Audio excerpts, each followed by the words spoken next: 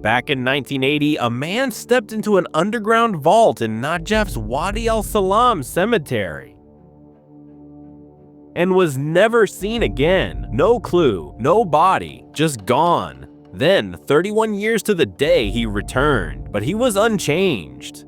Not a wrinkle, not a gray hair. For everyone else, decades had passed. For him, it was as if time had simply stopped. This is a real story, and one of the weirdest you'll ever come across. I promise, you've never heard anything like it. And trust me, the part you're about to hear is even stranger than the last. So hit the like button, my friend, and leave a comment. Let's start today's episode. Peace be upon you, I'm Ali Ahmed, and I've got something truly unusual to share today. Stick with me until the end because we're diving into stories from the followers. If you've got one you'd like me to feature, drop it on the Instagram account shown here. The first story comes from Mazen, who lives in Najaf, Iraq. He says, "This story actually happened to my father when he was only 9 years old. Today my father is 54. Back then, in 1980, there was a man named Abu Ali. He was a highly respected neighbor, admired by everyone, and a close friend of my father's family. Abu Ali was the kind of man people truly loved. He was married and had 2 sons. On a dusky evening, Abu Ali set out to visit his mother's grave in the Najaf cemetery. As he reached the spot, his heart skipped a beat. 3 unfamiliar men were already standing there, right at her grave. Their faces were strange, their presence unsettling, and it was clear they weren't locals. What Abu Ali couldn't understand was why they had chosen her grave of all places. Abu Ali stared at them, puzzled. Something about their faces was disturbingly odd, their eyes filled with a chilling intensity. Then, in a heartbeat, everything changed. The moment he greeted them, their features softened, returning to normal. He asked if they needed anything, any assistance at all. Instead, they replied with kindness, "No, but if you need help, we'll gladly assist you." In his own words, they turned from frightening strangers into people of remarkable courtesy. When Abu Ali realized, from their gentle words and unfamiliar faces, that they weren't locals of Najaf, he pressed them to accept his invitation. Night had settled in, and for him, true generosity meant welcoming the stranger into his home, feeding him, and giving him a place to rest. And so it happened. Abu Ali welcomed the 3 men into his home, serving them food and drink, and even offering them a place to rest for the night. But the men replied, "May God honor you, Abu Ali, for your generosity and noble spirit. Yet we must be on our way. Since you have hosted us in your house and fed us from your table, tomorrow it will be our turn. We invite you to our home to share our meal. This is an invitation of honor. Only the stingy would ever decline it." Abu Ali laughed lightly. "God willing," he said. "But where exactly should I meet you?" The 3 men exchanged glances before replying. "At the very same place we met today, beside your mother's grave." Though taken aback, Abu Ali agreed. "Very well. God willing, all will be well." They told him to come at the same hour, then ended with a simple farewell. With a final handshake, the 3 men left Abu Ali standing there, walking off toward an unknown place. Abu Ali was puzzled, yet he brushed it off, telling his wife it was just an invitation. He explained everything. He was invited, but the strange part was, he had no idea where. All he knew was that the men would meet him inside the cemetery and take him there. His wife, too, found it odd, but nothing seemed suspicious. Just a dinner invitation, nothing more. At sunset on the second day, Abu Ali found himself at the cemetery, standing before his late mother's grave. To his astonishment, the 3 men were there, waiting. "Peace be upon you," he said. "Welcome, Abu Ali," they answered. "Come along with us." Through the labyrinth of tombs and hidden tunnels they went, until they reached a vault whose door stood ajar. "Step inside," they invited. "You are most welcome."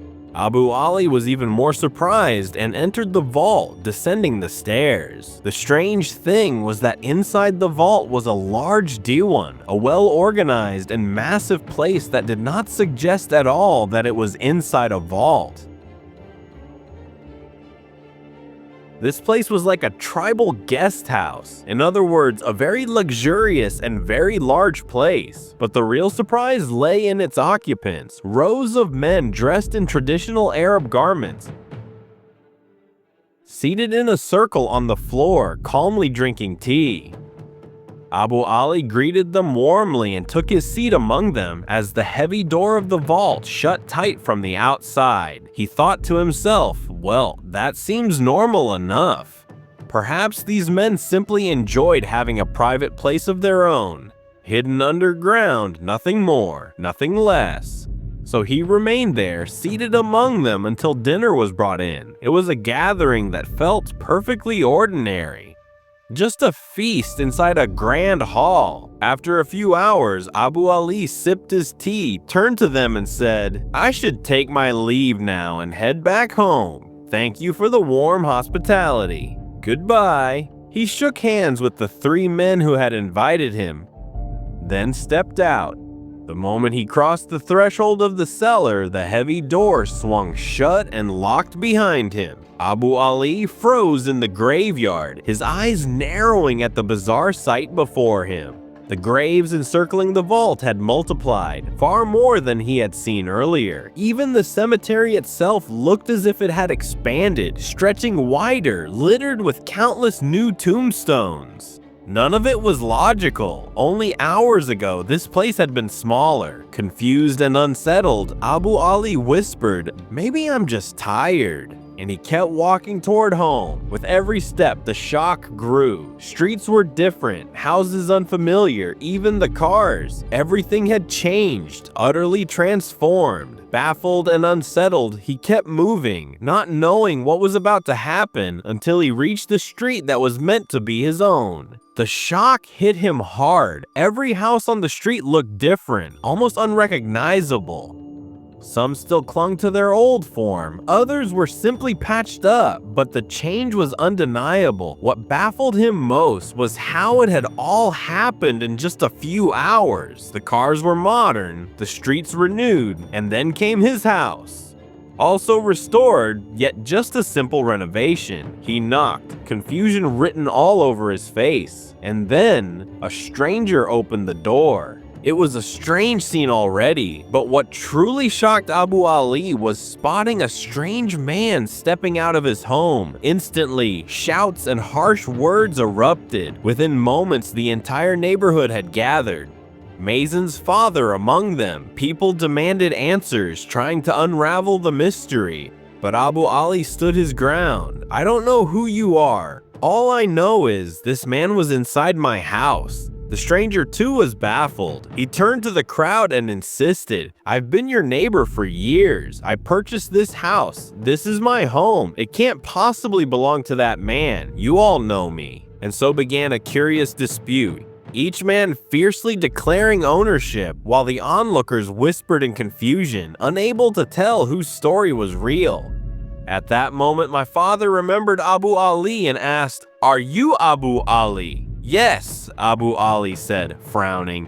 "And who are you? I don't seem to know anyone around here." My father replied, "I'm your neighbor, the son of so-and-so?" Abu Ali looked at him in disbelief.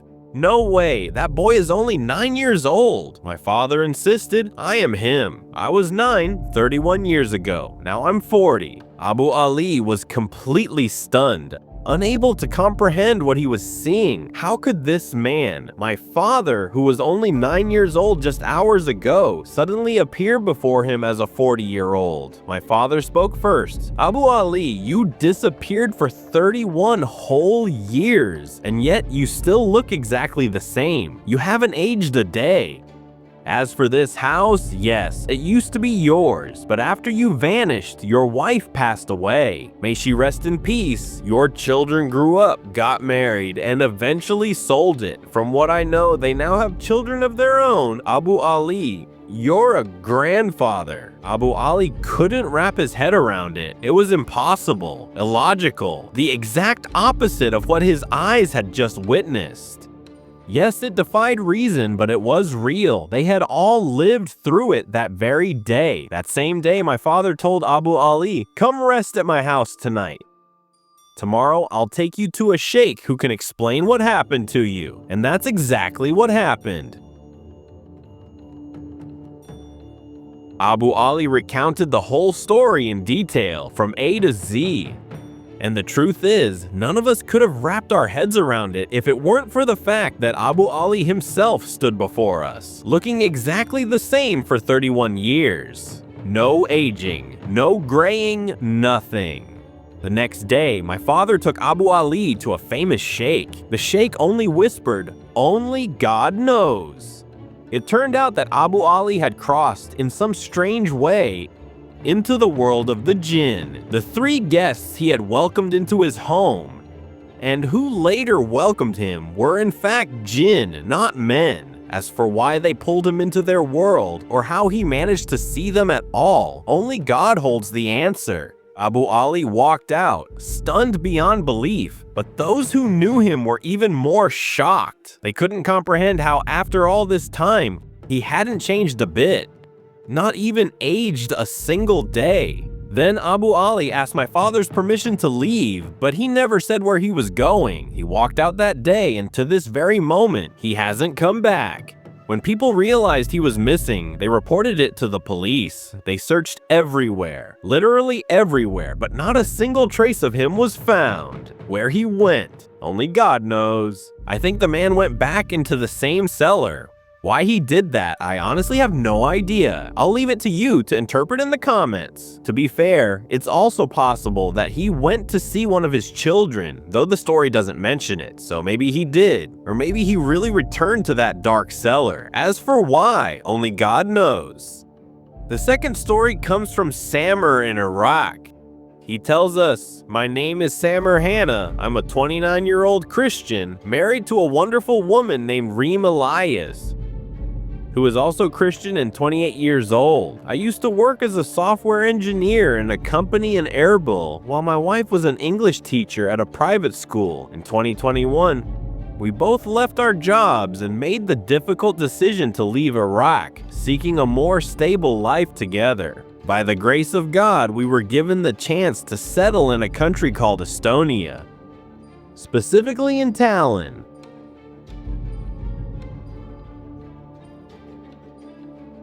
A peaceful seaside city, the perfect place to settle down, wrapped in a beauty that feels almost unreal. Once we obtained residency, I was able to buy a cozy home close to the shore, on the city's edge. With simple, lovely furniture, I arranged our life so that both my wife and I could work entirely online from the comfort of home. Time went by and everything seemed perfect. I worked only 3 to 5 hours a day. My wife worked too, and everything was in balance. Yet that was only the beginning of our story. When an ordinary person travels, the simplest joy is to record and photograph the beauty unfolding before their eyes. That's exactly what I used to do all the time, posting on Instagram where family, friends, and even strangers could see. Reem was the same, capturing even the simplest moments and instantly sharing them. We kept this up for a whole month, until the shocking twist. Just one day after we announced Reem's pregnancy, we suddenly received a residency cancellation without any explanation. Out of the blue, the immigration office decided to cancel my residency. If I didn't fix it fast, I was facing deportation. So I spent 6 exhausting weeks fighting a literal battle to get my papers back in order. But here's the kicker. After burning through a ridiculous amount of money, I discovered the cancellation was nothing but a mistake. They had literally revoked my residency by accident. At that point, I was flat broke. Still, I told myself, it's fine, I've got a job, money will come back and things will get better. We went back to our calm and stable life, waiting eagerly for the pregnancy to reach full term and looking forward to the day of birth. But when Reem entered her 7th month, for reasons we never knew, we lost the baby. Sadly, Reem fell into a deep emotional struggle, left her job, and I found myself trying to heal the situation by at least lifting her spirit. One day, Reem revealed that the night before we lost the baby, she had a terrifying dream. A woman grabbed her by the neck as she slept and struck her hard in the stomach. When she woke up, she discovered the baby was gone. The 7-month-old life inside her had ended. I didn't think much of that strange dream. I told myself it was probably just normal, and her mood quickly improved. Soon enough, life felt normal again. We even bought a car and started going on little trips around our city and even to nearby towns, sharing photos of our adventures along the way. But then, out of nowhere, the online company we worked for suddenly decided to terminate our contract despite the fact that our performance had been excellent. I went out hunting for a job and landed one at a restaurant by the very next day. I proudly uploaded 3 Instagram pics of me in my work uniform, and by the end of that same day, I was fired. Reason? Turns out I just wasn't the right fit. I just said to hell with it and tried working at a 2nd, 3rd, even 4th job, but it was useless. I couldn't keep anything going. I kept getting fired quickly, sometimes with a reason, sometimes for no reason at all, and this went on for days. Fortunately, Reem managed to land a suitable job. It was simple, light work, and only lasted 3 weeks, but during that time, she became pregnant for the 2nd time. I decided to sell the house I owned in Iraq to secure my finances for the long term. I also tried to start a new business. While Reem quit her job to take care of her pregnancy, days turned into weeks, and slowly life began to settle into a rhythm. I thought that mental well-being matters just as much during pregnancy. That's why I often got the car running and went on light, fun trips. Sometimes exploring city streets, other times cruising by the sea. We'd capture moments, post them, and share them with our family. And here's the tragedy. That period happened to be the 7th month of pregnancy, and on one of those days, Reem also dreamed of the same woman, and she too suffered a miscarriage. In other words, we lost the baby. The worst part? The doctor said it was because of what happened. Reem might never be able to carry a pregnancy again. This news hit me and Reem like a storm. She had been hoping for a normal, stable life. But was that the end of it? Definitely not. As days passed, my relationship with Reem changed. For no reason, I started resenting her presence, even as she tried in every possible way to mend what we had. Soon we were each shutting ourselves in separate rooms. Over time, Reem started feeling the same way. I felt like she hated me for no reason, and no one knew about these tensions except my older sister. She was the one giving us advice, trying to solve our problems while I was busy going out, taking photos, and posting on Instagram so no one would even suspect there was trouble in our marriage. Reem was doing the same thing until our lives turned into something unbearably miserable, though I'll spare the details. Then began a truly strange period, a cycle of endless dreams and nightmares. It was this that pushed me to start searching for psychological solutions that could fix these issues completely. I opened YouTube and searched for the same symptoms I'd been struggling with. Nightmares, growing distance from my wife, and so many other things. Then I stumbled upon a video of a bearded man talking about envy and magic. He's a very well-known sheikh, and I discovered that he does live streams helping people through his channel on YouTube. I reached out to him, explained everything I was experiencing, and asked if it could be envy, though I've always been skeptical about such things. Then he shocked me. These were actually symptoms of magic. There were also other signs proving envy was at play, and he insisted I see a sheikh as soon as possible to remove the spell and bring my life back to normal. Even though I'm Christian, I seriously thought about visiting a sheikh just to reclaim the life that has gone from bad to worse. No work, no rest, no peace, no children, not even a normal married life. I booked plane tickets to an Arab country to see a sheikh I had contacted, hoping he could break the spell. I asked Reem to come with me, though the destination was a mystery. I didn't tell her exactly where we were going, and after this trip, if she still wants to end things, I'll agree, and we'll part ways. For now, this is just our last chance, one final shot at saving this marriage. Reem had already agreed, so we traveled to a certain Arab country. I went to meet one of the sheikhs there, someone I had previously arranged with. I left Reem at the hotel and made my way to the sheikh. "Peace be upon you, and upon you be peace," I told him. "I'm Christian. I don't believe in magic or the evil eye. But what's happening in my life doesn't make sense. It's not normal. My marriage is on the verge of ending. I've lost my job, my child. My whole life feels shattered completely. And I heard this might be a type of magic. A spell meant to separate couples. If you can help me, I would be grateful to you for the rest of my life." The sheikh requested that I tell him everything, every detail of what I had gone through from the moment we departed until this very instant. When I finished recounting every word, he simply said, "That's enough. I'll take care of it." I sat in front of him as he began reading the Quran. He wrote my name on a sheet of paper, then Reem's, accompanied by certain religious rites. Almost immediately, a strange tingling sensation spread through my body, popping up in completely random spots. It's really strange because usually numbness only happens in your hands or feet, nothing more, nothing less. At least that's what I and everyone I know have experienced. But feeling numbness in random spots all over your body, that's something I've never experienced before in my life. The sheikh asked me to point out the places where I actually felt the tingling, and I indicated them to him one by one. Here's the shock, my friend. Every time I pointed, he revealed a tiny black pin attached to my clothes. Clearly, those black pins were meant for something specific. God knows what it was, and for some reason, I couldn't see these pins on my own clothes before meeting the sheikh.